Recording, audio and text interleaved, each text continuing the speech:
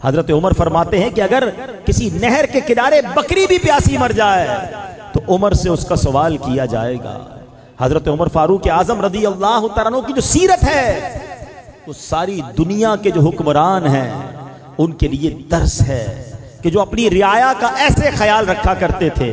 वो बड़े बड़े महल्लात में नहीं रहते, बल्कि जब कैसरो किसरा और दुनिया भर के बादशाह आपसे मिलने आते थे, वो चाहते थे हम मुसलमानों के उस हुक्मरान से मिलें जिसने आधी दुनिया फतह कर ली है, जिसके रोबो दबदबे का आलम बहुत निराला है। मगर जब हजरत उमर से मिलने आते, सोचते किसी महल में जाएंगे जिसके बाहर बहुत बड़े बड़े चौकीदार दरबान होंगे, गार्ड्स होंगे, फिर किसी बड़े कमरे में हमें बिठाया जाएगा, एक तख्त होगा जिस पर अमीरुल मोमिनीन बैठे होंगे। मगर जब बैरून मुल्क से वो बादशाह आते थे, वो सरबराहाने मुमलिकत आते थे, तो हजरत उमर कभी उन्हें खाक पर लेटे हुए नजर आते थे।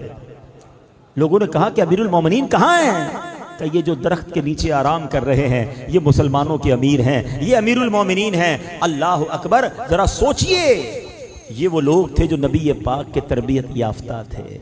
लग्जरी लाइफ नहीं, बल्कि वो सादा जिंदगी गुजार कर उम्मत की खैर खाही किया करते थे। आपको फारूक आजम कहा जाता है। फारूक पता है किसको कहते हैं? फर्क डालने वाले को, डिफरेंशिएट कर देने वाले को। जब से आप ईमान लाए, मुसलमानों हक और बातिल के दरमियान ऐसा फर्क डाल दिया और मुसलमानों को ऐसा गलबा नसीब हुआ कि आपका नाम जो है वो फारूक आजम पड़ गया। अमीरुल मोमिनीन सबसे पहले दुनिया में अगर किसी को कहा गया ना तो वो हजरत उमर फारूक को कहा गया, क्योंकि हजरत अबू बकर सिद्दीक रदी अल्लाह तआला अन्हु को खलीफतुर रसूलुल्लाह कहा जाता था। ठीक है, तो आपसे लोगों ने कहा कि हुजूर अब आप हमारे अमीर बन गए हैं तो आपको हम क्या कहें? तो आपने कहा अगर मुझे खलीफतुर रसूलुल्लाह तो मुझे नहीं कह सकते, क्योंकि मैं तो हजरत अबू बकर का खलीफा हूं, तो फिर खलीफतुर रसूलुल्लाह कहना पड़ेगा, तो बहुत बड़ा हो जाएगा।